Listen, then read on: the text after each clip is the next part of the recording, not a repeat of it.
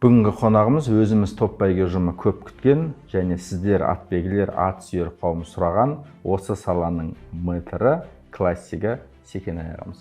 Жоқ, біздің қазақ енді баяғыда орыстар 300-ге бөліп еді, енді атпен де бөлінетін болдық. Дұрыс емес те ол. Бәлки бірер жылда тек аламан қолтума шабады деп атады. Топ қана ашық тұрғыда болады. Ол мәселеге не ойлайсыз, не айтасыз? Онда таза ешек бәйге болады. Мамайғара биыл бәйге дайындалып жатыр. Бірақ соны көбі сұрауда. Айғырлыққа шығып кетті ма, қосыла ма бәйге, қай бәйге қосасыз? Жоспарыңыз айтып беріңізші Мамайғараға байланысты. Қаласа бір жерге қосамыз ба, жолын жүйрігі бар, может оған қосамыз, Алла қаласа. Алдын ала бірдеңе деп айту қиын ғой, бірақ ат дайынады. Сонда отырардың тұлпар екенін білмей қалып сіз ғана көріп қалдыңыз ба, әлде қалай? Жалпы осыны айтып беріңізші, отырарға байланысты. Аттың мен мысалы әке-шешесіне қарайсың, аттың сүйегіне қарайсың, сүйегі де мықты да аттың. Сен кейін бұл башы 5 жасында бірақ алдым. Ассалаумағалейкум, құрметті ат сүйер қауым. Топ бәйге YouTube арнасында кезекті шығарылым, подкаст тұрғыда. Бүгінгі қонағымыз өзіміз топ бәйге ұжымы көп күткен және сіздер атбегілер, ат сүйер қауым сұраған осы саланың мэтрі, классигі Секенай ағамыз. Аға, қош келдіңіз. Ассалаумағалейкум. Алейкумассалам. Қалыңыз қалай аға? Шүкір, алхамдулилля. Аға, соңғы сұхбаттан 1,5 жыл уақыт өтіпті. Алланың қалауымен. Өзіңіздің жеке өміріңізде және жұмысыңызда қандай жаңалықтар болды осы 1,5 жылдың ішінде? Ат жағынан ба? Ат жағынан жеке өміріңізге байланысты аға. Енді неше түрлі жаңалық отырады, қуанышып отырмыз. Жамбыл ұлым ұлды болды. Машалла. Ең бірінші қуаныш сол. Сіз демек алғаш қажылыққа барып келдім. Алғаш ата атандыңыз. Иә, алғаш ата атандым. Сезімі қандай екен аға? Ата болған жақсы енді. Бала деген бауыр ет қой. Жақсы. Есімі не деп қойдыңыздар? Жамбылдар өздері қойды, мен де соны құптадым. Мұхаммед Рахым деп қойдық. Мұхаммед Рахым, машалла. Аға, енді жұмысыңызға келейікші. Биыл маусым басталды. Өзіңіздің жұмысыңыздың дөңгелетіп, Алланың қалауымен жасап жатсыз. Биылғы маусымға ағамыз неше атпен кірді? Дайындықта жалпы өзіңіздің қораңызда. Қорамызда ма? Енді өз атым бар, жекжат жұраттардың аты бар. Бір 12 аттай бар. 12 атпен кірдіңіз. Жыл сайын маусым... Ішінде бірақ өзімнің аттарым сатылып кетіп отыр. Жыл сайын маусым біткен кезде жалпы сіздің қораңызда ат қалмайды. Себебі көбісі нәтиже көрсеткен аттар жақсы тұқымды болғандықтан бәрі сатылып кетеді. Өзіңіз де жақсы білесіз. Биыл сол 12 атты қайтадан нольдан бастап өзіңіз сырттан алып кеп, таңдап, сөйтіп жинадыңыз, атты. Иә. Былтырғы маусымнан ат қалған жоқ қой жалпы сізде? Жоқ, былтырғы маусымнан вообще дайындалды, бірақ қосылмай қалып қалғандар бар. Үлгермей қалдыңыз ба? Енді үлгермегенде көп қой, жаңағы аяйсың, бір жер ауырып тұрады, қоспай қаласың. Сондай. Аға, маусымның басына қайтадан келейікші. Мысалға, былтырғы маусым бітті, жаңа маусым басталды, дайындықты бастап кеттіңіздер Алланың қалауымен. Европадан аттар алып жатсыздар, жалпы Ресейден де алып жатсыздар. Басқа қосылған елдер бар ма биыл сіз үшін? Басқа елдерден барып ат таңдап, ат көргеніңіз бар ма? Енді басқа ел дегенде Италияға бардық. Ол жақта енді сол елге жаңағы менен ат сұрап, ат берші, таңдап берші деген адамдарға таңдап берген аттар болды. Жалпы Италия қалай екен? Ел ретінде және аттардың тұқымы, жалпы линиясы қалай екен былай айтқан кезде? Өзіңіздің көңіліңізден шықты ма? Енді ат жағынан Франциялардан, солардан төмен ау деймін. Германиядан. Не себептен деп ойлайсыз? Білмейдім, сен енді аттарының өздері, мысалы, ұстап отырған бәрін аралады қой енді. Жаңағы Франциянікі сияқты емес. Жаңағы Германиянікі сияқты емес. Даже кімнен де төмен ау деп ойлаймын. Польшадан да төмен ба деп ойлаймын. Сондай. Бірақ, мысалы, аттың қан жағынан емес. Өздерінің ат ұстастары маған ұнамады. Қай жағынан нақты айта аласыз ба? Енді қалай айтсам? Дұрыс қарамай ма? Дұрыс қарамайтын. Міне алмай ма дұрыстап? Дұрыс қарамайтын сияқтаттарына барсаң, кішкене бардақтау, орысша айтқанда қазір жаман үйреніп алдық орысша сөйлеп. Сондай барсаң, қалай болса солай бер. Қоралары дұрыс емес. Енді атыста болсаң, ал енді ипподромдар күшті. өздерінің жаңағы жақсы жерлер де бар, бірақ енді біз бардық, сонда енді нақты Италия қай қалаға бардыңыздар? Римге бардық. Римнан іздедіңіз? Римге бардық, тағы төмен жақын неге бардық, анау ұмытып қалғанда қалай еді қаланың аты? Оңтүстігіне бардыңыз? Төмен қарай қалай еді, Субханалла қаласына бардық. 2-3 қаласына бардық. Бірақ ол жаққа сіз арнайы Пизаға бардық. Пизаға бардыңыздар. Арнайы бір тұқымды іздеп бардыңыз ғой, бір линияны? Әлде жалпы көріп қайтып? Жалпы мен енді өзіме ұнайтын жаңағы өзімізде жүгіріп тұрған линиялардан қарап, солардан баққан. Негізі, былай айтсам, саған айтқанда, қалай айтсам, үйренбегендік ме? Негізі аттар мықты, қымбат аттар. Италияда ат қымбат ат. Өте қымбат. Чересчур қымбат па деп ойлаймын, өйткені білмеймін неге сонша қымбат екен. Мысалы, или бізді көріп сол айтып отыр ма? Мысалы, біз тура сол атты Франциядан, Польшадан төмен баға аламыз. Ана жерде 60 мың, 100 мың дейді. 200 мың евро. Не себептен деп ойлайсыз? Бәрі айтып көршілес елдер жалпы. Экономикасы бір, валютасы бір. Білмеймін, неге өйтіп айтқандар білмеймін. Бар енді арзан, бірақ болмайтын аттан өзі де керек жоқ ғой. Демек, іздегеніңізді таптыңыз ба сол елден? Ат алдыңыз ба? Или алмай қайттыңыз ба? Іздеген таптық, алдық. Аман есен елімізге келіп алды. Иә, келіп алды, алхамдулилля. Аға, былтырғы маусым мен биылғы маусымның енді маусымның ортасына келіп қалдық қой қазір. Бәйгеден бір айырмашылық көрдіңіз бе? Әлде сол бәйге, сол скорость ба? Көзіңізге бір не іліне түсті? Былтырғы мен биылғы салыстырған кезде. Маған сол бәйге сияқты бір. Сен скоростын айтып тұрсың ғой? Скоростын жалпы ұйымдастыру мәселесі болсын, шақырым мәселесі болсын. Сол бәйге. Сол баяғы жартасы, сол жартасы, сол. Сол бәйге. Бірақ бізде чемпионатта бір өзгерістер енгізілді, өзіңіз жақсы білесіз. Биылдан бастап қолтума құнан шаба бастады, бөлек. Оған ойыңыз қандай? Енді қолтума құнан шаптыр, мысалы, енді отдельно атты бөліп шабу деген мен үшін дұрыс емес. Неге? Енді ол басқа бір жаратылыс емес, жылқы емес болды.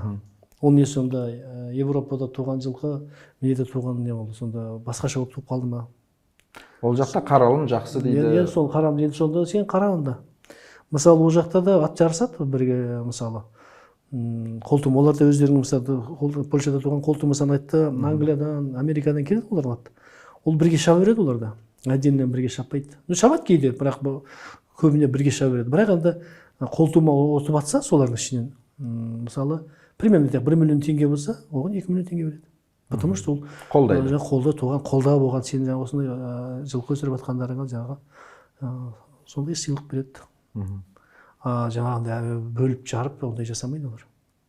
Неге бізде жасап жатыр? Қолдау ретінде бәлки бәйге федерациясы осындай шешімге келген. Негізі дұрыс емес. Атаң қазақ айтқан бөлінгенді бөрі жейді. Бұл бөліну деген зат өте жаман зат.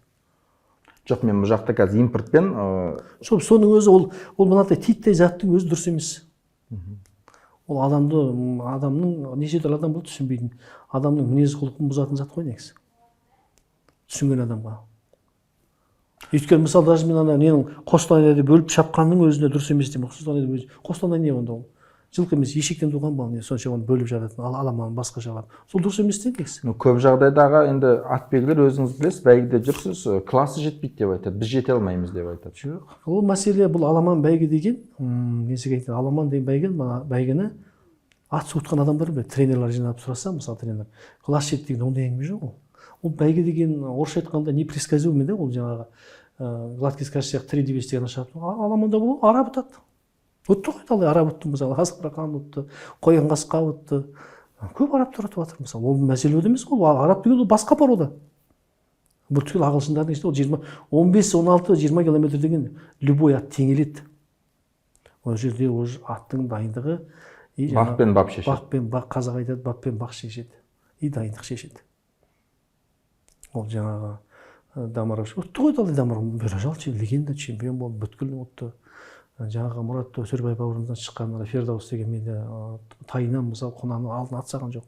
Бүткіл Европаның да бәрін алдына бір құнанды Малакен деген жоқ ешқайсысын. Ол болады ғой, ол сонда. Мысалы ол 10 бие бағы болады да, адамдар әлі әнеді айтты, мысалы 10 бие бағы болады да, содан бір тұлпар туады. Тұрмайды оны. 10 биенің бәрі тұлпар тусын, бір онда мықты болып кетпей ме? или атты іздеу керек, іздену керек. Ол ізденген адам ұтады. Ізденбей үйге 2 ат сатып алып, бітті осымен бірдеңе результат шығарамын деген адам ол ұтылады. Аға, өзіңіз бардыңыз, мен шатаспасам, чемпионаттың бірінші отборы наурыз айында Шымкент қаласында өтті. Құнан бәйгін қолтұма отты. Айқай деген Жамбыл облысы Қордай ауданының тұлпары. Вот көрдіңіз ғой, мен сол дәлелі ма? Дәлелі ғой. Конечно, дәлел. Ол ұлттың мысалы ғой. Жаңағы алдыңғы жыл сол кісінің аты ма? Кім соның аты? Талғат Витязь. Талғат, сол Витязь баяғы сүйрік атты Құнан сонікі емес пе? Бүткіл Құнан алмасы. Ешкімді бір импорт өткізген жоқ қой. Мысалы жұмыртқа қолтұма бүткіл отты ғой. Ендіге бұны бөлу деген өз адамдар бөлініп, мысалы адамдар қазір Қарағанды бөлінем десе, Алматы бөлініп, сонда не болды онда? Демек өзіңіз білесіз, бұндай зат адамды бұзады деймін, адамға нешелер жаман ой салады. Ойбай, аналарда бүйтіп жатыр екен, біз сөйтеміз деп, как будто олардікі ат емес, олардікі мол емес шығар енді, бөлініп шығады. Бірақ алдымыздағы шілденің 11 күні биыл Қарағанды облысы, Ұлытау облысы қосылып, Алтын Құнан жабық бәйге өткізіп жатыр. Осыған ойыңызды айтыңыз, ол дұрыс па? Дұрыс емес қой. Неге? Енді мен қазір айттым осыған неге екенін. Ол алтын деген сөзді бір-ақ рет қою керек қой. Көрінген жерге алтын тай, көрінген жерге алтын қатын деген. Болмайды ғой өйтігі. Алтын тұлпар болды, ол алтын тұлпар болып қалды. Алтын тай ма? Алтын тай деген бүткіл қазақ шауып, жерде бұртқан аттығын алтын тай деп қою керек қой. Болды. Әр ауылда алтын тай. Не ол? Бірақ бізде өзіңіз жақсы білесіз, жылда осы Шығыс Қазақстанның алтын тайы бар өзі. Сол дұрыс емес қой сол. Айтып шаршадық, ондай болмайды ғой. Түсінгісі де келмейді адамдар. Олар өздері мен білмеймін неге өйтіп жатқандарын. Негізі алтын тай деген сөз, алтын тұлпар елі бір болма, ол сол алтын тұлпар болып қалу керек. Ол сол дистанцияда сол алтын тұлпар. Алтын тай деген бола ма? Ол бүткіл 300-дің басы қосылған отқан ат алтын тай болу керек ол. Көрінген алтын тай не ол? Әр облыс шатпай бөлініп, иә? Баланың ойыны болып кетті ғой негізінде. Келесі жылдан бастап жоспарда бар, биыл мысалға қолтұма Құнан бөлек шабатын болса чемпионатта.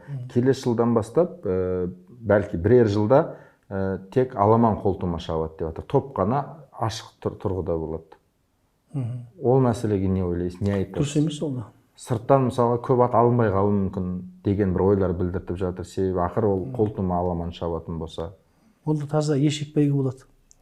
Онда мен айтайын, онда басқа адамдар отырады, басқа жаққа барып ештеңе көре алмайтын болса, адам ізденбесе, жүйрікті іздемесе, онда ешқандай ұтыс болмайды. Онда үлкен тойларды қырғыздар келіп өтуі мүмкін, өзбектер келіп өтуі мүмкін.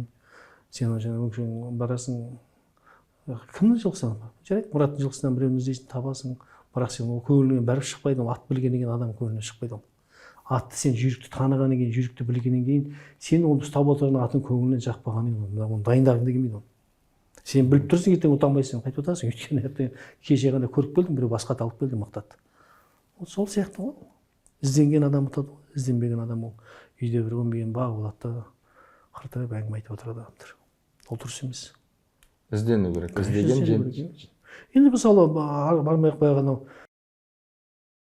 Абайдың әкесі Құнанбай атамызда 40 мың басшылығы, 40 мың басшылығынан бір жүйрік шыққан жоқ, мысалы, жүйрік іздеп атты оларды. Араб елдерінен арабты алып келіп жатты. Арабияға барған адам арабтар алып келді, 2 үйір араб алып келді. Мысалы, Россиядан қазақтар мысалы ат алып келді. Текендерден өздері селекция жасап атты, бәрібір ізденіп атты. Мысалы, Күреңбай, Толыбай деген атақты сыншылар не істеді? Ат іздеді олар. Олар содан сол үшін Күреңбай бәбі историяда қалды ма олар? Өзің ромбие бағып содан тудырып жүрген еді ғой.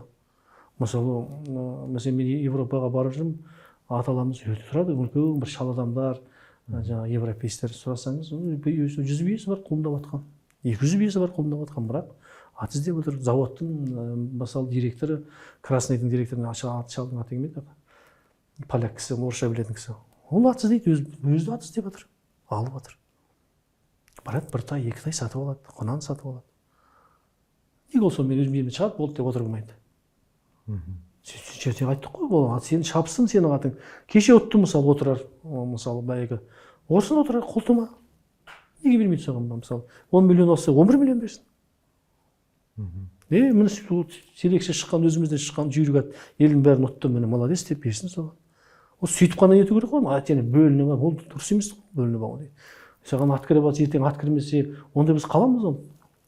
Ат өспейді ғой. Жақсы ат келмесе, сен қайдан сен жақсы зат киім. Мысалы, жақсы киім киіп жатып болса, сен қайтып көрінесің елге. Сол жақсы машина келіп жатыр мысалы. Сол сияқты ғой.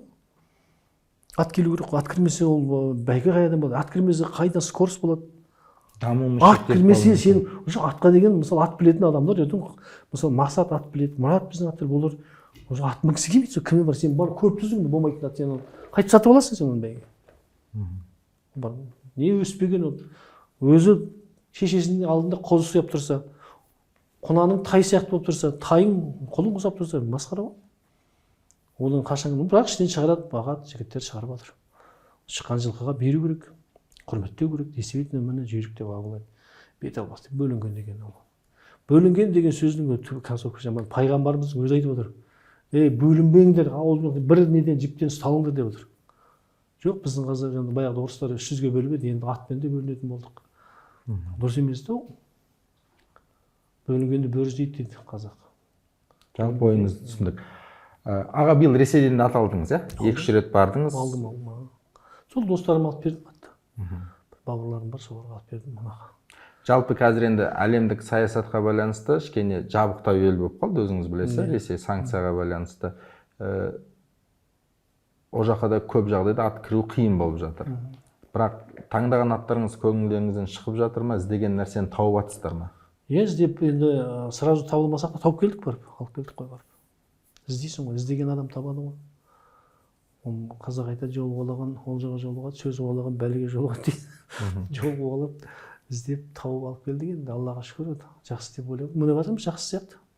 Бірақ биыл тым ерекше ат қымбаттап кетті Ресейдің өзінде. Неге байланысты деп ойлайсыз? Ол енді Ресейге басқа сбыт жоқ қой, басқа сататын жер жоқ қазақтан басқа. Кім алады оны қазақтан? Қазақтардың қызыққанатындар қымбат айтады. Өйткені оларға да сол керек атты қазақ алатын біліп алды олар да. Сол қазақтан басқа. Жалпы Ресейдің оңтүстігі және Кавказ елі осы ат ұстайтын, жалпы сол жақта шоғырланған, өзіңіз жақсы білесіз. Енді мен де бір 4-5 рет бардым. Бүйтіп әңгімелеріне қарап, жалпы дастархандас болған кезде мен байқағаным, олар атпен айналысып тек біз үшін ғана айналысатын сияқты. Бәйге аттарын біз қазақтар қыздар сатып алады. Енді сол ғой, сол үшін өйткені біз алмасақ кім алады оны? Кәсіп қылған. Кәсіп қылған. Олар біз үшін қашырып, селекция жасап бізге сатып. Арнайы сонда аламанға біздің ұлттық бәйге жасайды. Дұрыс, солай. Бірақ біз үйте алмаймыз, өкінішке орай. Үйтіп жатыр ғой, үйтем десе ешкім қой деп жатқан жоқ қой. Мен соны түсінбедім. Үйте алмаймын. Қазақ айтады, мал бағу деген, қазақ деген, өзі о бастан мен өзім ойлаймын да, біздің қанымызда сол аталарым сол баста да сол атты жүйрік сатып алып, іздеп сатып алған ғой.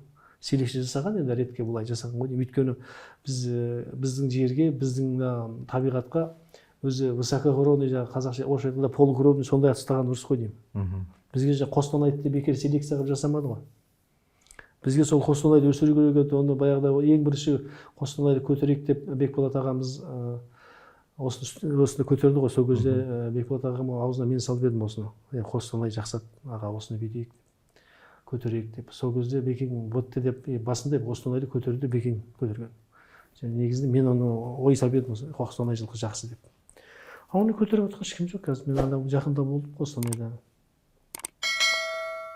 Анау ат өспейді, анау тентіреп тұр, бәрі жазы ғой, жаздың ортасы болды, міне жазды дейші. Өлейін деп тұр ат бәрі. Арықта как будто бір қыстан көктем поледа жайылып, қыстан қар төгіп шыққан ат құса құлайын деп тұр тайлардың бәрі.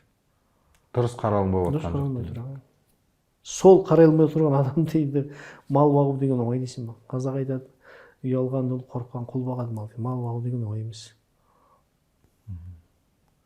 Сол үшін енді жағдайы бар, ақшасы бар жігіттердің өзі бағып баяп тұрғанда бізге қайтып бағасы оны. Бағу үшін бір үкіметтен бір сондай субсидия ма білмеймін бірдеңке бөліп ақша беріп жатса, халық оны бизнесіне жаңағыдай сен бақсаң, солай үкімет көтеріп жатса болады. Енді Европада солай екен. Европада тазаған жылқы кәдімгі үлкен ақша береді екен. Иә, заңнамасы бар, жалпы. Иә, ол жерде айттық қой, бірінші келсе, сен 10 мың доллар атсаң, сен тағы 5 мың доллар қосып береді, 15 мың доллар береді. Енді бүткілін отырсаң, вообще береді. Сонда интерес болса істейтін еді ғой адамдар. онда интерес жоқ. Кеп 5-6 адам бие ұстайтын шығар, соны өзінен жауап. Түсінікті. Аға, мынаны айтыңызшы. Баяғыда сіз сұхбатта, жалпы енді біз бәйгеде дастарханда болып сізді көрген кезде, сіз өзіңіз бәлки 10 шақтан 10-нан тұратын шақты бір айғырлардың жалпы тұқымын іздейсіз. Қосылған тұқым бар ма? Бәйге ме? Бәйге, иә. Мысалға, өзіңіз жақсы білетін, Белениус сіз өзіңіз жақсы көретін, Экос бар, Максиус бар, Зурум бар деген сияқты. Соңғы 1,5 жылда тағы да бүйтіп көрінген осы линия жақсау деген бір... Бұл өзі былай да. Бұл аттаңлауға барасың ғой. Аттаңлауға барғанда, мысалы, біз енді Европада жүргенде қарағанда, жаңағы линияларды қарайсың. Енді біздің Россияға келіп қарағанда, ол кім екенін де білмейсің, паспорт жоқ оның. Сол қарағанда, мысалы енді сингл бленд, мысалы сингл бленд мене ғана шауыпты, басқа ештеңе бермепті байғұс. Мамайдың әкесі сингл бленд. Сингл блендтен енді елдің бәрі мамай жүгіргенге 40 бала алды ғой енді бәрі. Біраз сингл бленд сатылды. Сол мамайдан басқа бір қатты результат көрсеткен ат жоқ. Баған шығар енді ішінде бақи шапқан шығар қарағанда. Сондай шығар. Менде болды біреуі, жүгірді, сингл бленд, ол жақсы шапты. Бір түйе өтті, бие өтті. Сол ат болды. Одан кейін аға байқасаңыз, мына Эфлит Алекс, мына біздің қазіргі Төребек ағамыздың желқарасы. Біразмас желқара шапқан кейін алынды. Одан сол желқарадан басқа жоқ қой? Шаппады. Сол ғой. Үшінші, мына қара қыздың тұқымы. Иә, ол да сол. Өзінен басқа ешкім шаппады. Шаба алмады. Оның үстіне еш, мына кімде де, жұмыртұяқта да солай сияқты. Өйткені жұмыртұяқтың жаңағы кім еді әкесі? Лайектен де лайек бір жағында басқа. Жалпы атасы лайек, бірақ несі өзінің айтұяқтан, сол жұмыртұяқтан басқа ештеңе естілмеді ғой. Солай ма деп ойлаймын. Аға, одан кейін көпшіліктің енді назарында күтіп жүрген, жалпы жобамен 2 жыл болды көрінбей қалды. Бірақ енді өзіңіз жақсы білесіз, мен жақсы білем, Мамайғара биыл бәйге дайындалып жатыр. Бірақ соны көбі сұрауда. Айғырлыққа шығып кетті ма, қосыла ма бәйге, қай бәйге қосасы? Жоспарыңыз айтып беріңізші Мамайғараға байланысты. Мамайғара енді қыстай дайындалып жатыр. Дайын негізі. Білмеймін, сол Жамбыл ғой дайындап жатқан. Қосылу керек, иншалла бір жерге қосатын шығар енді. Күзде шығады ғой Алла нәсіп етсе, әлде шілде өткізіп бар? Дайын негізінде қосып қалу керек. Осы жақын арада қосатын шығар. Енді осы айдың соңы 28-ші июнь күні Таскескенде үлкен бәйге болып жатыр. Көріп қалудың мүмкіндік бар ма? Оны алдын ала бірдеңке деп айту қиын ғой, бірақ ат дайын ат. Ат дайын. Себебі Таскескенді ұтқан кезінде Мамайғара. Таскескенді ұтқан. Енді қаласа бір жерге қосамыз ғой, жолан жүйрігі бар, может оған қосамыз, Алла қаласа. В общем, соң бір любой бәйгеге дайын тұр енді. Бір Алла ғой енді. Аға, мына нәрсені сізден тағы сұрағым келеді. Жаңа өзіңіз әңгіменің басында айтып қалдыңыз отырар жайында. Отырар менің білуімше, шатассам, сіз айтыңыз. Өзі қолтумат біріншіден, ол өзі ипподромда туылған ат Алматының. Конкурға да қатысқан ат, талай Ливада да сарғайып тұрған ат. Ешкім сонда отырардың тұлпар екенін білмей қалып, сіз ғана көріп қалдыңыз ба, әлде қалай? Жалпы осыны айтып беріңізші. Отырарға байланысты. Отырарға байланысты. Отырар деген өзі біздің мен қашырдым деп айтсам да болады. Біздің енді жаңа селекция. Баяғы Әлнұр Назарбаевтың есінде ат ұстадық қой, сол кездерде оның шешесі поляк. Отырардың шешесі поляк. Мерлини деген бие Сартатавр ме? Соның қызы Сарбатавр. Бұл өзі жақсы шапты да скачкада. Оны кейін бізге алып кеп осы жерге бір ашқа алып келген інімшек. Соны алып кеп мен сатып алдым да бәйге осайын деп өкпесі ме бірдеңесі дұрыс емес болды. Шешесінің. Қырылдап, в общем, қорылдап, в общем, шаба алмады. Соны алып бие қылдық. 1 жыл қашырдық, вроде бы тоқтады. Бірақ тумады. Тағы да 3 жыл болып жүрмін. 3 жылдың ішінде қолым бермеді. 3-ші жылы мен алдым да бұны жаңағы жартыған полукровный айғыр болған Жандос деген. Қолтуман Жандос. Сонымен қашырдым. Отырардың әкесі. Соны тоқтай қапты содан.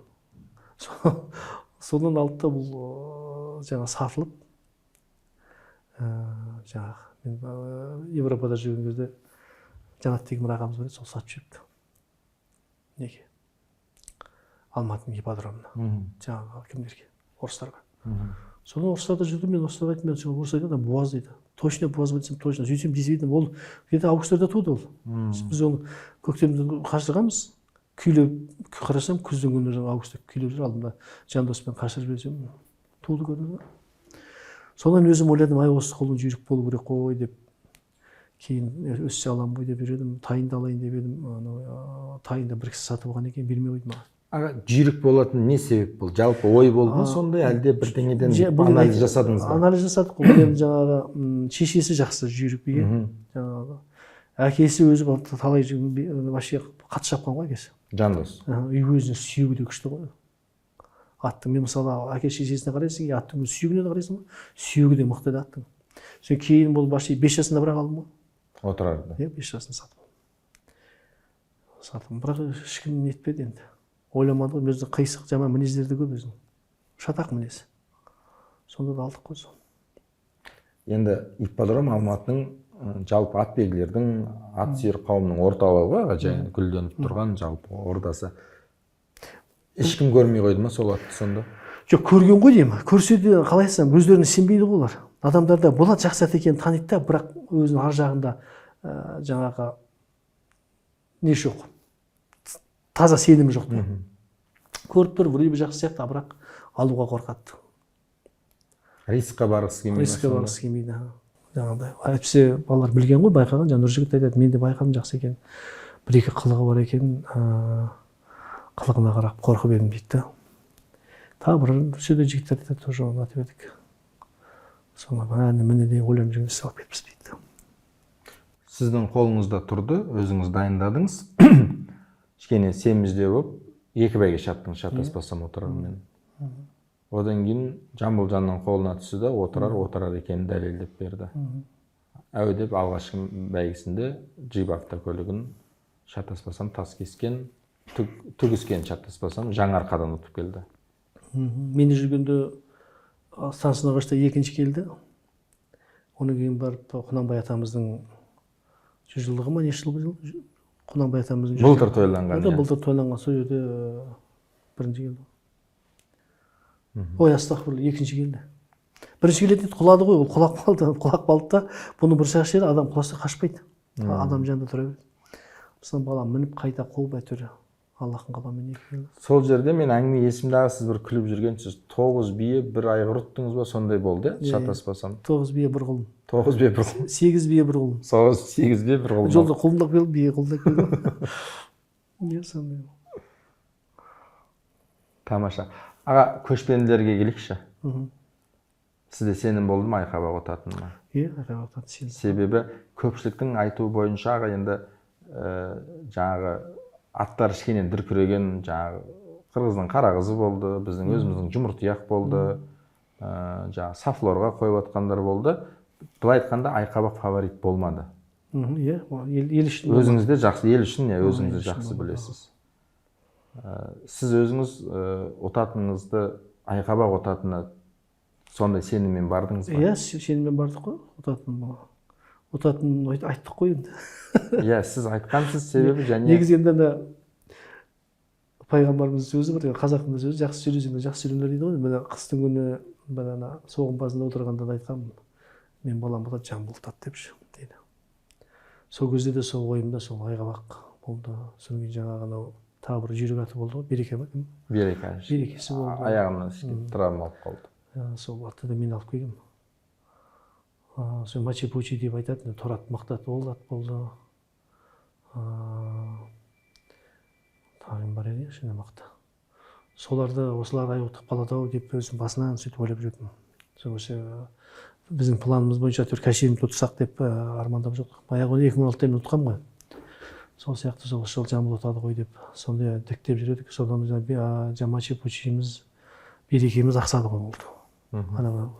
Отбор жасаймыз деп ақсады. Содан кейін топқа қосайық деп отырған атты Аламанға тәуекел деп қостық қой. Ұтады Құдай берсе деп мен мнение айттым бауырларына. Онда болса болды деп солай құрдық қой. Демек үлкен сеніммен бардыңыз. Үлкен сеніммен. Ана бір күн бұрын ертең ат шабады деген күні ұшып бардым. Мен сол кезде Азат ненің сол жақтың спорттың бастығы Азат деген досымның баласы ғой. Ақтөбені жек танисың ғой Азат? Иә. Сол сұрады ғой, Секен аға, сіздің мнение қандай, ертең жұмыр ота ма жоқ қарағыз ота ма дейді да маған. Сондай сұрақ қойды екен. Біздің Западтың жаңағы балалары Секен ағаның мнениесін білші, қайсы отады екеуін деп айтады. Мен айтамын екеуі де отамайды. Кім отады дейді, онда мен аға отады, кім Жамбылдың балам аты бар сол. Сіздің мнениеңіз солай, менің мнением солай деді. Рахмет ағам, сөйтіп айтамын деп қалған. Бірақ көп жағдайда өзіңізден сезінесіз ғой. Сөйтіп айтқан кезде сеніңкірей бермейді. Неге? Себебі Жамбылжан сіздің ұлыңыз. Әрине ол енді табиғатта әр ата-ана өзінің ұлын, қызын, жалпы несін қимайды. Сөйтіп ойлаған шығар. Бірақ енді біз енді отатынын сездік. Өйткені Топбайге де келгенде қатты келді ғой. Сол кезде уже аттың өзі мініп жүргенде де Жамбыл айтып жүрдім, әкем мынандай, сырларын айтады маған сондай, шабысы басқаша, біз андағандай.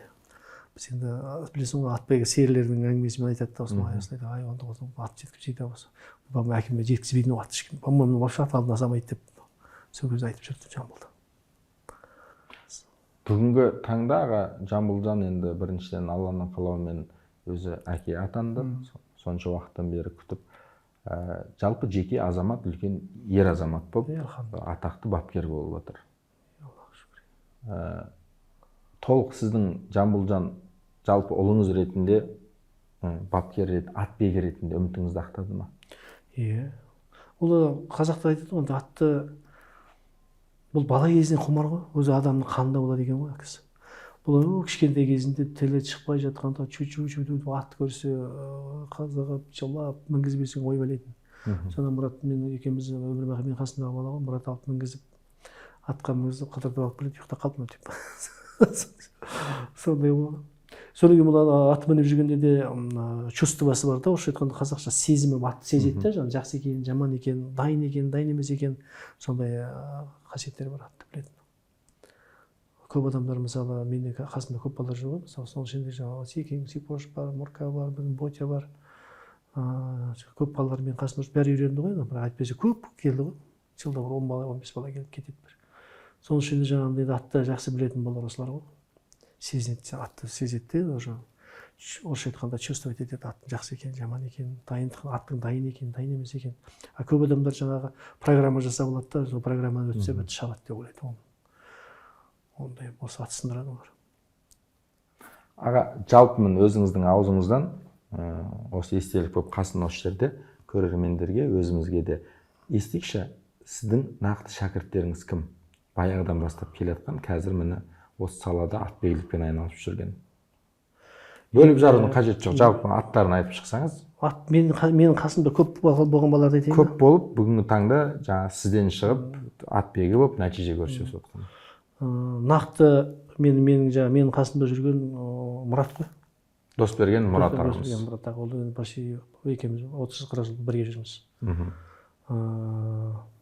Бір деп қояйық. Бір Сикош, ол жаңағы Сикош деген Серік Қазбек. Серік Қазбеков, ол мен тоже бала кезінен атыма шығыпты, Жәкей болды тоже. Мұрат та сол Жәкей болды маған, қасында жүрді.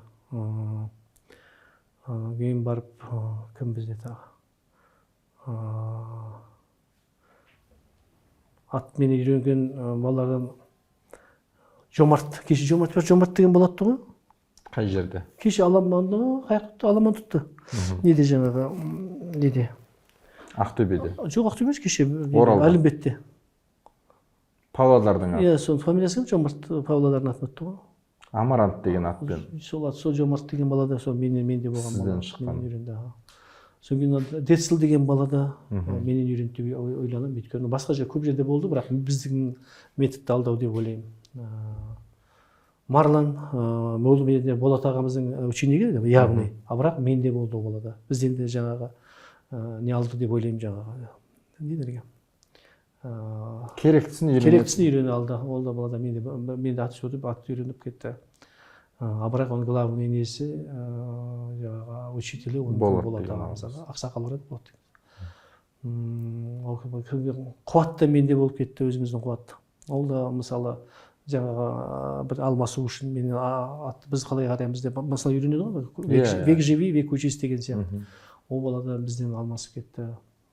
В общем, көп балалар келді. Мына Жаслан деген бала бар, ол қазір тоже жақсы результат көрсетіп жүр неде, Қарағандыда. Ол бала да мен де үйреніп кеткен бала болған. Және жанда өзіңіздің ұлыңыз Жамбыл және ініңіз Болат. Болат еді, ол да өмірі қасында жүр ғой. Тағы кім бар еді, құдай ау. Көп еді балалар. Аға, сізден үйренейік деп хабарласатындар көп па? Атырау ма бір бала келіп үйреніп кеткен. Есімін ұмытып тұрмын. Бір бала келіп кеткен.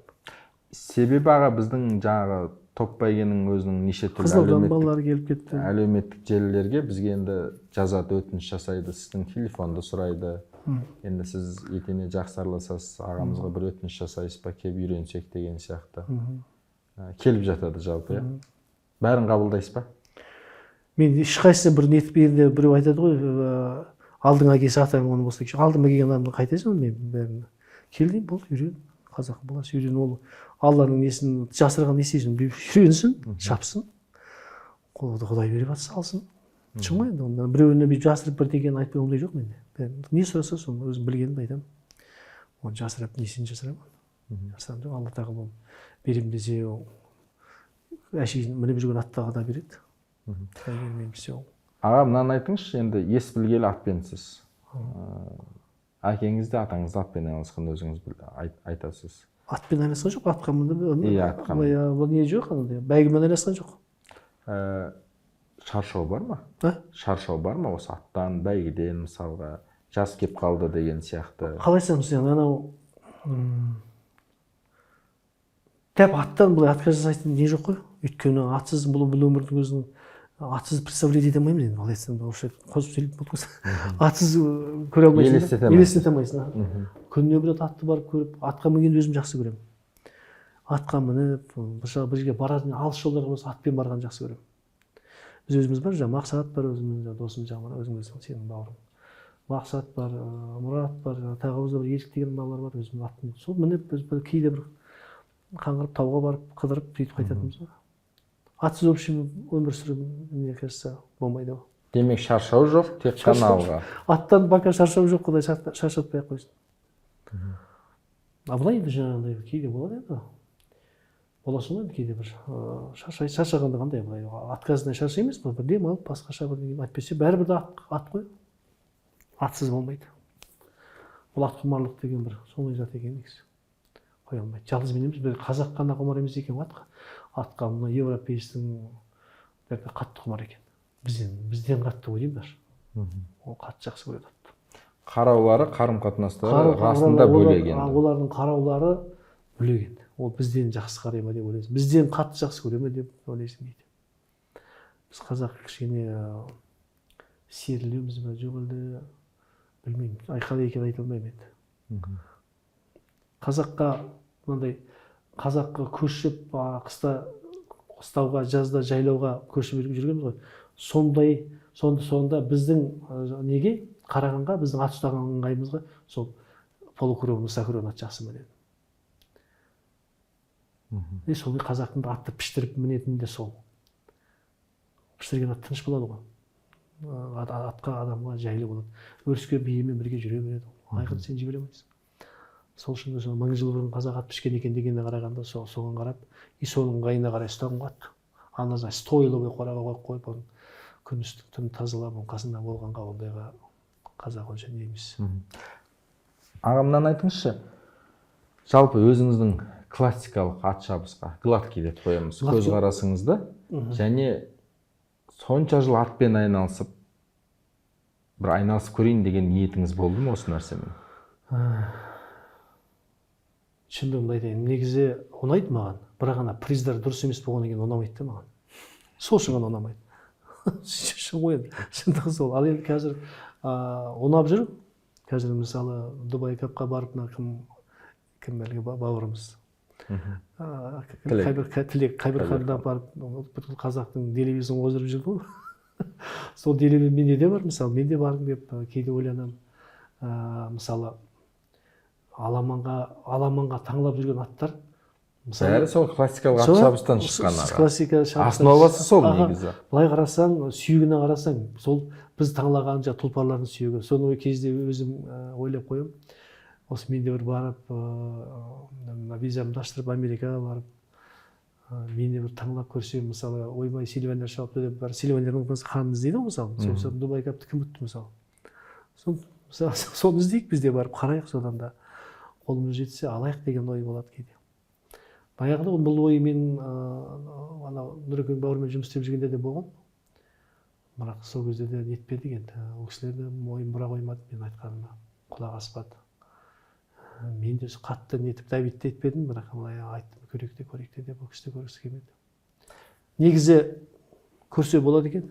Болашақта ағамыз классикалық ат былай үлкен немен айналысады деген үміт бар ма? Әлде оның бәрі енді бауырым бір спонсор тауып бармасам, өзің болмадың, болған кісіден қосын тарт дейді қазақ. Өзімізде ақша болмағаннан кейін енді ақшасы бар біреу тауып, менің сөзіме көніп, Секе саған сендім, давай алайық десе, мен баратын едім. Ал енді өзімізде сонда тиім болып жатса, көреміз. Мен бірақ енді өзіме бір алып болсам, сіздердің араңызда мына өзіміздің ипподромда бір шапқым келіп жүр. Қосқым келіп тұр, ұстағым келіп тұр негізі. Ұстаймын, енді Алла қаласа көреміз. Қисыны кесе барып, ары кетсе бір 30 мың доллар шығар енді, ары берсе бар. Жүргенім бар деген сияқты. Иә, жалпы минимум 30-дан. Сол бір ат екі ат алуға көреміз енді. Ал алсақ, Алла қаласа. Өзім барсам ғана, өзім барма бір анан ал, мынан ал деп оған алғым келмейді. Өзім көзіммен көріп таңдап алғым келіп тұр. Онлайн болса шегер аға. Онлайннан білмеймін енді, онлайннан бір құдай төтесінен беріп бір қателеспей алып қалмасаң, көзбен көріп алғаны 100 рет естігенше бір рет көріп алған жақсы дейді. Ол онлайн дегенде тоже алдамшы зат қой ол. Кейде қарасаң, онлайнда бір ат жақсы, көрсең жаман ат. Кейде көрсең жаман ат, көрсең жақсы ат. Ол негізі қиын зат екен негізі. Иә, видео алдайды деп айтамыз. Болмаса бойы кішкентай болса бойы да болып тұрады. Сол үшін де жаңағы көзбен көріп алу керек. Өзің барып көріп алып көріп, не болса да өзіңнен көресің сол кезде. Ат деген ай деп айтпайтындай болу керек қой. Аға, ат таңдаудан көп қателестіңіз ба? Енді қателеспедім деп айтпаймын. Мына мысалы көбіне қателескенде мынау аттың жаңағы аяғын білмей қалған күнім болды. Келгенде аяғы мысалы емдеп қояды, қайда білесің, сен рентген емеспін ғой мен. Тартып қояды, бірақ кейін шығып тұрады. Сондай қателестіктер болды. Өкпеден кетіп қалған қателіктер болды. Қандай десем, содан кейін жаңағындай бір жаман қылықты аттар болады кейде бір. Сондай қателестім. Горячий болып қалады. Горячий, тартсаң, аяғы шаба береді, басын тартсаң. Сондайлар да болды. Былай большинство енді жас кезімде қателестім. Кейін осы последний бір 15-20 жылда қалай айтсам сізге, көбіне жақсы атқа кезіктім. Бір жағынан енді мен Аллаға сыйынатын адаммын. Алладан сұраймын көбіне, қателеспеуге тырысуға. Ол да бар, жаңағы баяғы күреңбайлар, толыбайлардың сыны бар. Қазақта айтады ғой, тұлпардың 15 қасиеті болады деп айтқан ғой ана. Сол қасиеттерге қараймын. Қазақ не то что қанға қараған, мысалы қазір біздің мына адамдар қанға қарайды, көбіне қанға қарайды. Дұрыс қой қанға қараған, бірақ жаңағы экстерьер жағы неге қарайды, сүйекке қарайды. Бірақ аттың қылығы болады да, соған қарамайды көз. Аттың қылығына да қарау керек екен. Өз жүрек аттың өз қылықтары болады. Өзінің жақсы екенін, жүрек екенін көрсететін мінез құлықтары болады. Сондайға да қарау керек екен негізі. Аға, былай айтқанда орысша өзіңіз духы бар атты қалай білсек болады? Мынаның духы бар екенін деп бір ішкі. Оның духы барды көру қиын. Қиын көру. Духы бар деген жаңағы 15 сынның ішінде болса, онда значит дух бар ғой деген сөз ғой. Ол солай екен де ол. Аттың жаңағы нелері, жаңағы 15 қасиетті қарап, жаңағы қылық-мылыққа қарағанда да сол дух сода да бар ғой. Мысалы, Қабар деген ат болды баяғыда, сол Қабарды мінген балалар біледі. Мысалы, аттен өзінің аты мінген ойлайсың ғой, мінген шығарсың, жаңағы кейде проискада қыстың келе жатқанда бір тоғырғай бір пар ете қалып, аттың бәрі жалп беріп, кейде құлайтын балалар құлайды, құламай тұр, бит бар бәтір мініп алады ғой. Аман қалып. Аттар аға былай жалп беріп секіреді. Анауға вот екі құлағы керең сияқты болатын ғой. Хабар бар, бәрі атаған хабарды. Селк етпейтін ғой. Ол да бір жаңағы тұлпарлардың несі екен ғой, сын екен ғой. Үркіткен үркпейтін. Ана мына атты үркпей. Кейбір тұлпарлар үркіп болады. Адам түсінбей, век жібес деп орыстар бекер айтпайды. Ана қандай неше ат жүйрік атта сын болмайды деген сол, в общем. Атты таңдау өте қиын. Болады. Мысалы хабар сондай болған. Үркпейтін, ана мұнаға үрке қоймайтын. Аға, мынандай да бола ма? Талай болған шығар енді. Аттың денесі, бітімі, сүйегі бәрі жақсы. Тұқымы жақсы болып тұр. Бірақ жүгірмейді. Болды ма сонда? Болады ғой. Неден деп ойлайсыз? Неден болғанда былай ғой, анау бәрі келіп тұр. Стенту деген естіпедіңіз? Иә. Стентудың өзі вообще енді орыстардың аяқтары ешек дейді ғой, ишак деп санайды. Ол бізге тұлпар берді ғой, бірақ ата бабасы мықты. Тегі мықты. Тегі мықты. Сондай. Қазақ айтады, әкеге тартып ұл тумас, шешеге қыз тумас деген сол. Бірақ текті де, ол тектінің бір баласы да. Одан өз жүгірмесе де, бірақ жүйрік құлын берді. Иә, сондай шаппайды, бірақ тұқымы жүгіріп кетеді. Себебі өзіңіз айтқан тегі мықты. Сильванер деп айтады. Сильванерден кім мысалы? Беленус Сильванер. Сильванер банда жаңағы Ламитус қой, Сильванер. Ламитустан жаңағы Сильванерің бар, Беленусың бар. Кім еді жаңағы? Туратиің бар. Тағы бір айғыр бар. Бәрі сол жаңағы Ламитус. Бір айғырдың балалары жаңағы. Жүйрік құлын беріп жатқан сол жаңағы Беленус мықты берді. Екінші жаңағы Сильванер стабильный берген. Осы екеуі. И жаңағы Туратидан да беріп жатыр. Аға, осы көп кісілер қызығады және сұрайды, енді өстіп айтып жатқаннан кейін. Хабарыңыз бар ма? Жалпы Сильванер өзі бар ма қазір? Бар болса қай жерде? Ол Украинада тұр. Згар деген, Костя Згар деген украинецте. Украина өзінде тұр. Шыға алмай жатыр бер жаққа. Шыға алмай жатыр. Соғысқа байланысты. Шыға алмай жатқанда оны шығаруға болады ғой. Просто олар сүйені ұстап отыр, басқа жерге апарып ұстағысы келмеді. Бірақ өздерінің үміті бар, мынау ешкім тиісіп жатқан жоқ аттарына. Солай тұр. Мариуполь деген қалада тұр. Мариуполь деген қалада тұр Сильванер. Аға, сіздің естуіңіз бар ма? Сильванердің бауыры бар екен, Сильяна деген. Естідіңіз сол ат жайында? Және ол оңтүстік Африкада екен. Көбінесе классикалық ат шабысқа шауып, негізі енді зерттегендер, білгендер Сильванерден сол мықты болған дейді. Жалпы естуіңіз бар ма осы жайында? Естуім жоқ, сізден естіп тұрмын. Мен осында бір не естідім. Сильяна деген енді шұқыр бәйге жалпы. Сильванер өзі сондай қырып шапқан жоқ, бірақ қолы мықты беріп жатыр. Тұқым жақсы беріп. Ана мысалы Ламитустың балаларының ішінде дербей тұтқан жаңағы кім? Беленус, содан жаңағы Турати, по-моему, осы екеуі. Жақсы шапқан скачкаға. Қолында да жақсы беріп тұр. Ана кім Сильванер өзі дербиға, по-моему, ілінбеген ат. Бірақ біздің бәйге ұлттық спортқа. Бәйгеге енді жаңағы орысша айтқанда духовой беріп тұр ғой.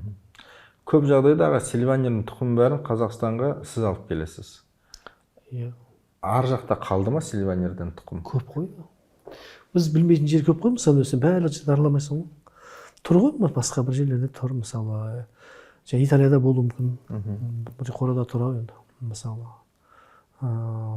Швеция жақтарда бар дейді, біз ояққа барған жоқпыз. Венгрияда болуы мүмкін, оған да барған жоқпыз, мысалы. Неде тұр айтпақшы бір екі баласы қыздары. Чехияда тұр. Оған да мен барған жоқпын. Таптым, иесін сөйлесіп, сатпаймын дейді. Не себептен сатпаймын? Ол жақта ол енді шұқыр бәйге. Бие ғой, байтал ғой. Жоқ, бұл как матка олар мықты ғой. Оларды скачка шаппайды деген әңгіме жоқ қой. Мысалы, олар басқа бір айғырмен салса, тұлпар. Германияда бар айтпақшы. Сильванердің қыздары. Сатпайды, биелер қылып ұстап отыр. Жаңағы құлын береді ғой. Олар ұстайды, құлын беріп қалуы мүмкін болмаса, тұлпар беріп ешкім білмейді ғой, жаңағы сол сияқты ғой. Олар селекциядан өздеріне қолын шыққанда. Бәрімізде бір үміт. Иә, үміт сондай, үміт көріп отыр ғой. Тамаша. Аға, мына шабандоздың мәселесіне келейікші. Негізі қазіргі уақытта тапшылық шабандоз, келісесіз ба? Иә, шабандоз қиын болып кетті. Қазір Орал қаласында жақсы шығып отыр. Шабандоз балалар. Жақтан оқытады екен атқа мініп балаларды. Негізі сондай жер ашқан дұрыс екен. Атқа мініп үйрету керек. Атқа бізді қазір міну деген қалды ғой елдер. Мінбейді қазір. мына жақтағы мен өзім ойымды айтып көрейінші сізге осы мәселеге байланысты. Егер де бір ұйым болмаса, бір бағдарлама болмаса, алдымыздағы 10-15 жылда Алла сақтасын, жалпы шабандоз болмай қалуы мүмкін. Бәріміз классикалық ат шабысқа өтіп кетуіміз мүмкін. Болса да қазіргідей аламанға 100 ат шықпайды. 30 ат шығуы мүмкін, шабандоз тапшылығына байланысты, атқа байланысты, атбегілерге байланысты емес. Шығады ғой бәрібір. Ондай түп жоқ болып кетуі мүмкін емес қой. Азаюы мүмкін. Жалпы қазір таба алмайсыз. Не? Табамыз ғой. Бір 40 килограмм шаба бершеді, мынау слишком жеңілдетіп жедік та негізі. 40 килограмм, шабатын ат шабады ғой. 40 килограмм шабасы ма, 30 килограмм шабасы ма бәрібір. Сіз солай ойлайсыз ба? Жұмыс істейді ойлаймын. Жүйрік атқа бәрібір. Просто анау кішкентай бала приятно да атқа отырған. Сол да көзге жақсы көрінеді. Анау аяғын салақтатып бірінші көрген мынша әдемі көрінбейді. Бірақ енді классикалық ат шабыста 500 граммда роль играть етеді деп айтады. Сіз айтасыз, жүйрік атқа 30 болса. Жоқ, ол бұл енді амал жоқ болса дегенім ғой. Бірақ енді бар болса, шындығына келгенде былай енді екі атта мықты болса, екеуі де жүйрік ат, екеуі де мықты болса, уже вес иметь етеді ғой. Бесіреге ойнайды уже. Аламанда классикада неге именно сол ойнайды? Ол классикада почти олардың дайындығында бір неседе бір мына біздің аламында тактика бар ғой кішкене. Бізде тактика бар. Мысалы кішкентай бала аттың басына ие бола алмай қалып, атты көп айдап қоюы мүмкін, аттың басын ұстай алмай қалуы мүмкін. Ол ұзақ жол оңай емес. Шаршап қалуы мүмкін. Сол үшін ол жерде кішкене тактика ойнап кетеді аламанда. Шақырым мәселесіндағы әр неден қонақтан сұраймыз, жалпы бәйгеде де көп талқыланады осы мәселе. Май айында 31 шақырымға шауып жатыр. Соған ойыңызды айтсаңыз, ол дұрыс па, дұрыс емес па? Дұрыс емес, негізі емес айтайын, дұрыс емес. Негізі осыдан баяғыдан, осыдан 25 жыл бұрын деп айтайыншы, 2000 жылы осы вопрос шешіліп тоқтап еді, шегеленіп еді, қайтадан бұзылды ғой. Негізінде бұл алдында 90-шы жылдан бері ат шабатын болсақ, мысалы 94, 95, 96, 90, сол кезде 35, 40 анау болған, өйткен, күндік жерден жіберген, айлық жерден жіберген деп қазақтар білесің ғой, жаңадан өзінен бостанда қалған не сияқты зонадан шыққан адам сияқты болдық қой. Рас қой, құлдықтан шықтық па, не болды астақыру. Сол кездерде қудық қой біраз жерге барып. Содан 2000 жылда мына Орынтай ағамыз бар, сол кездерде осы аттың жағасын Сәбитхан ағамыз бар. Бәрі аттың жағағы осы ат спортын басқарып, ақылдасқан азбай етіп, сол кезде көктемгі бәйгені 25 қағамыз. Көктемде 25, құнан 9 деп. Топ, ол кезде топ болмады. Топ жоқ. Жоқ, бар топ 15. Солай деп шешкенбіз. Содан кейін барып августтың аяғында, мысалы жаңағы кубок президента деп жүрдік қой. Сол кездерде жаңағы аламан 31, 36. Жоқ, содан бастасақ 31 топ 21. Жаңағы егер жаңағыдай атақты жаңағыдай ас бәйгелері болса, мысалы, мықты мысалы болады ғой ас бәйгелер. Сондайларда ғана бір енді халықтың сұрауымен бір 35 болды, одан артық керек жоқ. 35, аламан тобың 21, құнан 15 қылып жүрді. Абылай жаңағы кубок президентінің өзін 25-тен асырған жоқ. 25 деген мықты ғой, скорость та болады, зрелість бәрі бар да, жақсы ғой 25 деген. Былай қарай уже 31 жасаса ешкім қой деген жоқ. Ауға дейін жаңағы қой қума деп мысалы ұрысып тоқтатып жүрді. Енді мысалы қатты бәйге бергенге біраз 35 қой, одан артық керек жоқ. Одан артық қызық емес ол. Жоқырақ, не ол? Бізге енді білмейміз, енді біздің қай қазақтар қызық екенін оны білмеймін. Ал басқа ұлттарға вообще қызық емес ол. Салада мынандай ойлар бар аға. Шақырым ұзақ болған сайын ат аман қалады, аттың аяғы аман қалады дейді. Соған ойыңыз айтсаңыз. Неге олар үйтіп айтады? Енді шоқырақ болса нетпейді ғой, сынбайды ғой дегені ғой. 40 километр болса, ат суытқан сияқты шауып отырады, әңгіме айтайық. Негізі дұрыс емес деп ойлаймын. Ең ұзақ бәйге 35 болу керек. 35, күздің кезінде. Күздің кезінде. Көктемде 25 болу керек, күзде 31-35. Мақтаса, қатты жасағысы келіп баратса ұзақ. Көктемге 25 тым көп емес пе аға? Бәлки 18-21. Жоқ, 18-21 жасап жүрген дұрыс емес. 18-21 болса точно өледі ат. Көктемде. 25 болса қойды ат ұстайды. Ат последний 2 кругқа жарысады. Атты қышап. Ана 21 18 болса, ол жаңағы 18-21 деген почти 18 деген топ бәйге ғой, в общем. 2 топ бәйге шығып жүр ғой. Солай. Топ бәйге ма, топ бәйге ма деп сонда шығардық қой, топ деп айтамыз, топ деп айтамыз. Негізі 25 дұрыс. 25 болу керек қой. 25. Не 25? 25 болса да атты да уже адамдар, балалар да ұзақ екенін біледі. Қазір анау процент деген бәле шығып алды да, жәкелерінде ақшаға нетіп алды ғой, жатып алды ғой. Ақша алғысы келеді. Бірақ амал жоқ, оның ішінде өзіңіз де бәлки бар шығарсыз, төлеп жатсыздар. Төлейсің, бересің ғой. Жаңағы ата-анасының алдынан өтіп, қыз алғандай. Иә. Мен расында солай солай ғой, сөйтіп. Бір жылдық жалақысын бересіздер. Бір жерде миллион, бір жерде 1,5 миллион теңге. Солай емес па? Солай. Және процентін бересіздер. Мен өз басым процент білмеймін. Мен мысалы басына шешіп айтам. Мысалы российский машине, китайский машиненің жаңағы анау жеңіл түрі болса $300, 150 мың теңге беремін саған. Ал енді джип ұтсаң, мысалы 15 миллионнан асып кеткен бір онда мен саған 500 мың теңге беремін. $1000. Ал енді сұмдық енді 41 деген бір алла ғой. Онда енді қайтып бола ма, болмай бір 300, 400 жаңағы 600 мың демейді ме? 600 деген біле ұтып атсаң, $2000 беремін, болды. Ал енді жылқы пұлқы ұтып атсаң, ол мен өзім білемін. Саған может бәрін бере саламын, может бермеймін. Может 20-30 мың теңге беремін солай. Неге олай шештіңіз аға? Себебін айт, неге олай? Себебі ат ұстау деген оңай емес. Оны адамдар түсінбейді. Әке-шешесі ұнаса, ұнамаса жүре бер. Сен атыңа жан сабатқан жоқсың. Сен шаппасаң да басқа бір шапса да келеді болады. Бірақ сен айтқан тілді алсаң болды. Балаға өйтіп берген дұрыс емес. Сен ат бағу деген оңай емес. Мысалы, жер жүзінде 5% классикалық ат шығар. Сен ол 5%-дан сен 10% аласың. Бірақ ол жақтағы 5% болғанмен призовойдың қомақты болып тұр ақша. Мейлі ғой, мейлі ғой, қандай болса да ол солай болу керек қой. Ол сен енді ат бағу сен көріп отырсың, ат баққан оңай ма? Оңай емес. Сен өзіңе коньяк, сен лучше коньякке берген берген мысалы, бергенге барса. Ол жолы шауып келеді де түсіп алып, 10% бер деген дұрыс емес қой.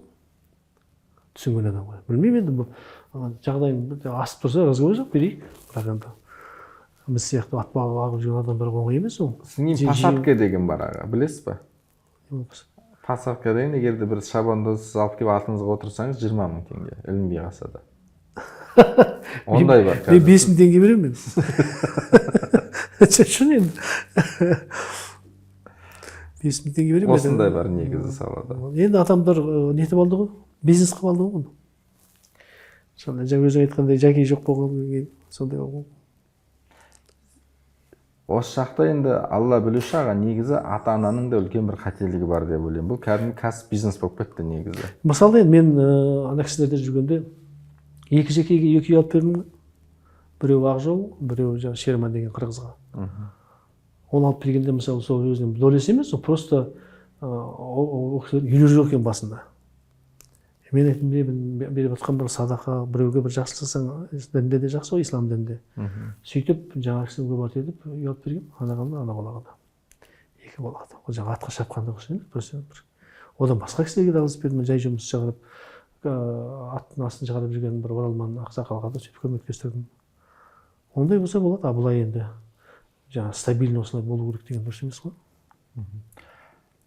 Аға, көшпенділерден кейін бір чаттарда жалпы сіз Қарағыз жайында өзіңіз ойыңызды білдірдіңіз. Шабандоңыз айтқанда есіме түсіп кетті. Одан кейін кішкене бір қырғыз бауырларымыз бір ренжіген сәттер болды сізге.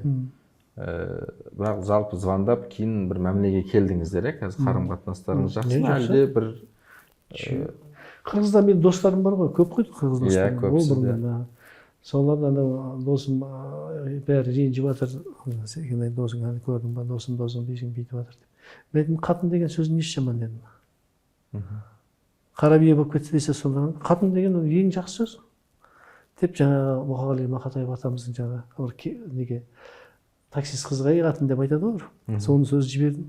Аға дұрыс екен, аға болды, аға ренжісе аға деді ғой. Олар да сөз түсінеді ғой енді. Сонда болды байке красавчиксың ғой, бәрі любой жерде табасыз деп сонда сөйтіп неткен, рахметін айтып риза болған. Аға көп жағдайда өзіңіз енді жақсы білесіз ғой, мінезіңізді жақсы білесіз. Өте бетке прямой айтасыз. Көп жағдайда тидіртіп бастырып айтасыз, өзіңізде бар ондай нәрсе. Көп адамдар ренжіп жатады сізге. Бірақ уақыт өте олар астарын біліп жатады. Сіз оның сондай екенін біле тұра айтасыз ба, әлде бір эмоциямен айтып жібересіз бе өзіңіз? Жоқ, мен өзім андай, қалай айтсам, мен өзім былай біреуді алдап, болмаса бірдеңе қылып, біреудің бір хақын жеп, сондай негізі ондай Құдай сақтасын енді білмеймін, ондай істеп көрген жоқпын деп ойлаймын өмірде. А бірақ енді бір несправедливостьқа өзім жек көремін сондайды. Шыдай алмаймын сонда. Несправедливо, не орысша қазақша айтқанда андай болады ғой, андай бір қаралып жек көремін. А былай енді біреу Құдай сақтасын, біреудің еңбегін жеп, біреудің ақысын жеп, бірдеңе ондай істеп көрген жоқпын. Қайдан пайғамбарымыз айтады, біреу қол астында істеп жүрген жұмысшылардың маңлайын теріп кеппей тұрып бер дейді. Содан кейін ат сынса да кейбір адам ренжиді. Мен өмірімде ренжіген емеспін ешкімге. Біреу ренжіп, бақта бірдеңе істеп. Бірақ рет қана бір кісінің бір баланы ұрысты. Айтсаң түсінбейтін бір сондай бала екен де. А былай енді ат сынғанға мен тек ренжіген. Ол ат тек сынады ғой, сондай ғой. Ол қорада тұрып та сынады ат. Көліктен де өліп қалды. Көліктен де өліп қалып жатыр ғой. Талай ат өлді ғой. Жылан шағып өлді.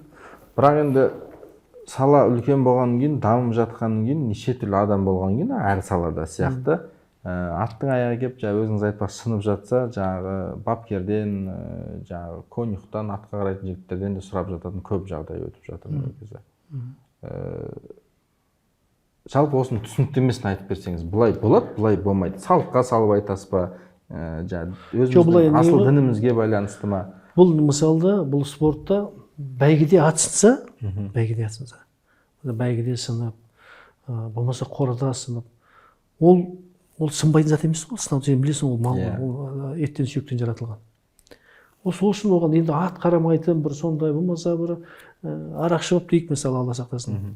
Сондай бірдеңке істеп алып нетіп жатса, онда көрсе болады енді. Одан сенің кесірің деп. Ал енді бәйгеде сынған атты сен дайындай алмадың, бүйте алмадың деп енді. Сен бердің ғой соған, Құдай енді тренер қылып алдың ғой енді. Болды енді сен оны сынса сынды енді болды. Адам өледі ғой. Өліп жатыр ғой адамдар. Күніне қаншама. Қаншама адам өліп жатыр. Ал енді сен соған виноватсың деген сөз дұрыс емес. Қалай виноват болады сен? Малыңды бағып, неше саған виноват болады. Мен өз басым ешқашан біреуді виноват қылып көрген жоқпын. Ренжіп те көріп, біреуге мен атым сындырдым деп деп айтып көрген жоқпын. Аға, мына мәселені айтыңызшы. Жылда барып ат таңдайсыздар, бір шектеулі адамдар бар ат таңдайды. Неге былай айтқан кезде сіз сияқты адам шықпай жатыр, ат білетін, ат танитын жастардан? Негізі енді ешкім мәңгілік емес, өзіңіз жақсы білесіз, неге алып келіп түсініп жатсыз. Неге ондай жастар жоқ ат білетін? Әлде рисктен қорқа ма? Болмаса тәуекел етіп, өз қаражатын шығарып ізденбей жатыр ма? Неге жылда сізсіз? Көп ұтатын бәйгелерде сіз таңдап келген ат, сіз көрсеткен ат, өзіңіз де жақсы білесіз. Сіз барсыз, жаңағы өзіңіз айтпақшы, менің бауырым Мақсат бар, Нұржігіт бар, енді мен өз дүниемді айтып жатырмын. Одан кейін өзіңіздің шәкіртіңіз кім? Сикош бар біздің. Бұл енді мен өзім ойлаймын, жаңағы тәуекелдіктен қорқады ғой. Өзі көріп тұрса да жаңағыдай бағасы қымбат болса, жаңағы алғанға сескенеді ау деймін. Ертең айтқан, сен ал дегеннен алып едім ғой деген сияқты сондай сөз естіп қалам ба деп нететін шығар. Сескенетін шығар, әйтпесе ат білетін балалар бар ғой. Жаңа өздерінің білгеніне де кішкене сеніңкіремей қорқатын шығар. Мәселе тек тәуекелдің мәселесінде болып тұр ма сонда сіздің ойыңызша? Әйтпесе енді ат біледі ғой, енді бәрі біледі ғой. Почти қазір бүткіл ат білмейтін қазақта аттың былай енді явно өз-өзіне сенбейді ғой деп ойлаймын мен. Мысалы мен өзім сенімді аяусыз ат шабады дегенде сенімді аламын да, ал көп адамдар жаңағы анау шешесі айтады бәрі жақсы, бірақ бағасы кішкене былай, анасы былай, жаңағы алып беретін жігіттің көңіліне қарап, былай қарап, сол кішкене жалтақ бар шығар. мысалға достарыңызға болмаса өтініш жасаған кісілерге барып ат таңдап әкеп бересіз сіз. Бір үрей нетіп бағасына байланысты бір қорқыныш бола ма аға сізде? Мысалға 50 мыңға алдыңыз бір атты, көрдіңіз де айттыңыз, мына ат осындай тұратынын, ал осы ат Алла нәсіп етсе жүгіреді деген сияқты. Ең қымбат алған аттар. Ең қымбат алғанда мысалы миллионер деген атты алдым мен 25 мың долларға. Сол кезде мынау Алла қаласа иншалла мына кубок ұтады дедім.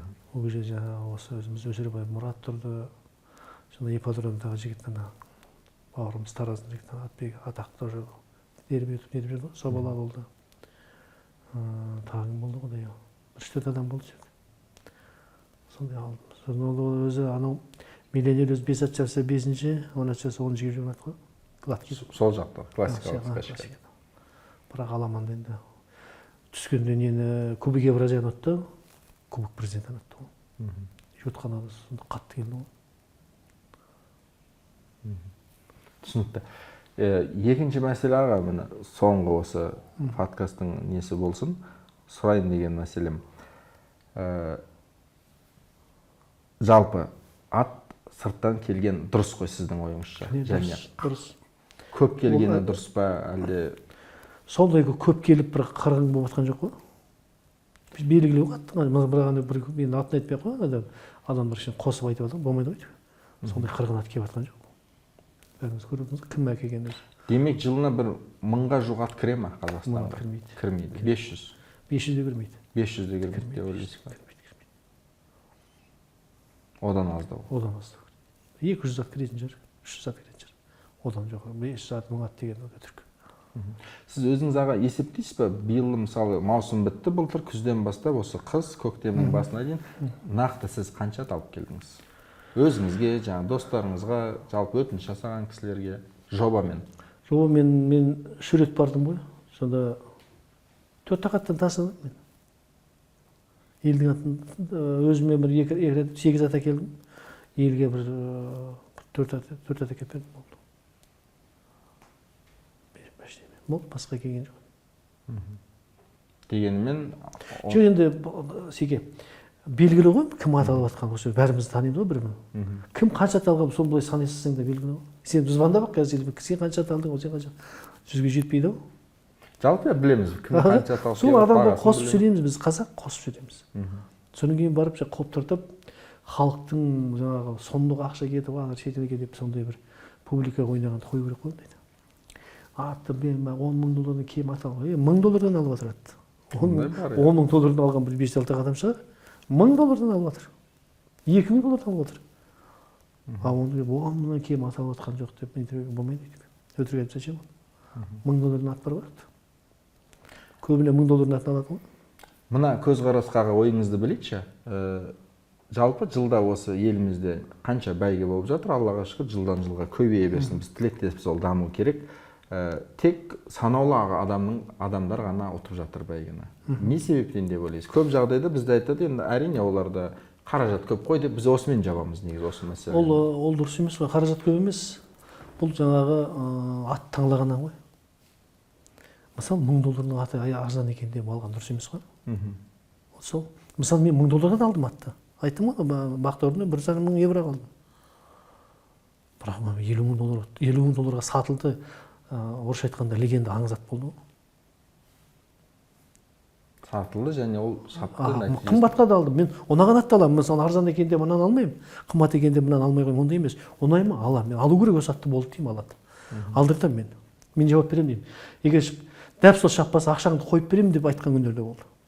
Уже сондай принциптерге кетемін. Алдым атты осы деп. Вот ат деген солай алу керек. Ал сенен бүйтіп барып қасыңа бірақ алып бір $1000 атын алып, конечно сен шаппайды атың. Содан кейін барып, ойбай, ана кімдердің аты шабады деген дұрыс емес. Демек, қызығып жүрген ат ұстаймыз дегендер үшін айтатыныңыз тәуекел ету керек, одан кейін іздену керек. Конечно, іздену керек. Жақсы атты сен көзің жетіп тұр ма, ал. Шығу керек. Сен оны, мысалы, мен болады, ат ұнайды, бағасы ұнамайды, ол да болады. Бағасы ұнамайды, ат ұнайды. Ол сондай да болады деген. Атты солай алу керек. Өзіңе көңілің жетсе, көзің жетсе алу керек. Ал енді барып $1000, €1000 шықты, болмасын аласың іште бол. Болмайды олай. Сондықтан да шектеулі адамның аттары Иә, бәйгенің сондықтан алдында жабады. жоқ. Кім ізденеді, кім ат таңлап алады, соның аты шабады. Бүткіл байдың аты шабып отқан жоқ қой, таншамай жүр ғой байлар. Жылап аттар шаппай жатыр. Жылдап шаппай Иә, жатыр. жылдап шаппай. Осы атпен ат шаппай кеткен адамдар бар. Ниетті айтып жіберіңізші аға осы мәселеде. Мысалы, көп өзіңіз айтпақшы, енді Қазақ айтады, бақуатты кісілер бар. қазақ айтады, шымшық сойса да қасап сойсын дейді. Ат сен ұстадың ба, мысалы, мына кімдер? Білетін адамға бару керек. Білетін адамға таңдату керек. И жақсы тренер іздеу керек. Жақсы аттап апкер балаларға беру керек. Сонда ғана жүгіреді. Атты біледі. Әйтпесе қазір балалар бар, жақсы ат білетін бала бар, бірақ ұйқыбас. Жалқаулық көп. Жалқау жатады. Орыста ондай мақал бар, анау порядок берет класс деп. Мысалы, біреу порядок жасап бітірсе, Құдай еңбек еткенге береді дейді ғой, мысалы. Ондай да жоқ, барсаң бәрі быт болып отырады. Не атқа қарамайды, не ат дайындамайды. Содан кейін барып хозяин деген не болды, қосамыз дайын деп аппаратты қосады, сындырады. Бірақ айтпайды ол. Оны өзі айтады, ақша жеп қой, дайын ат сатып алады секендер. Аналар бүйтіп алады деп, ол тренерлердің жаңағы өзінің отмазкалары. Сол сөйтіп ойлайды енді, солай екен қой кірсі деп. Бар ғой бір интервью беріп. Европада тұрған дайын атта келіп шабады екен деп, дайын ат есің дұрыс па? Қайтпайтын кім әкеме жатыр? Көп жағдайда сіз о жақта шабу бөлек, бірақ ешкім көрмеген, былай айтқанда нулевой ат алып келесіз өзіңіз. Иә, өзің ұнаған атты аласың ғой, ұнаған атты алып келесің, оған қазақи тәрбие бересің, оны баптайсың, жер алдырасың, көрсетесің, біздің өмірді көрсетесің. Қазақ аты ат аяған жерге қарайды, құс аяған көкке қарайды дейді, аямау керек атты. Беру керек, дайындау керек, бана өлтіріп тастау керек, аямау керек деген. Атты жаңағы өзінің есіне қарап, аямай міну керек оны. Еңбек ету керек, шабатын жерде шабу керек, жүретін жерде жүру керек, отататын жерде оттату керек, демалтатын жерде демалту керек, қабағына керек оны. Кеше жігіттер айтады, біреу кім еді анау? Қамысқұлақ. Су тайын деп отыр деді, асырен жоқ деп бар, мынау Азамат деген інімізден ат бапкер бала бар ғой. Неде бірінші келіп өтті ғой, Аламанды.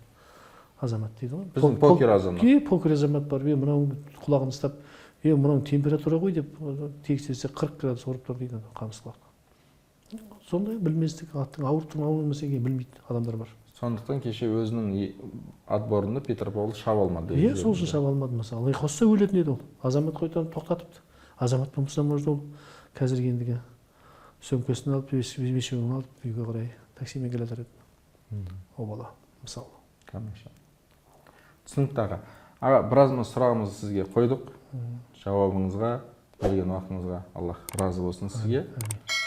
Аман болыңыз аға. Сіз осы салаға ақылыңызбен, осындай метрлігіңізбен бізге керексіз. Осындай сөздеріңізбен аттарыңыз бәйгілі болсын. Амин. Үлкен дүбірлерде жолығып, біз арнайы барып сізден сұхбат алып, құттықтауға бізге Алла нәсіп етсін. Иә, Алла қаласа.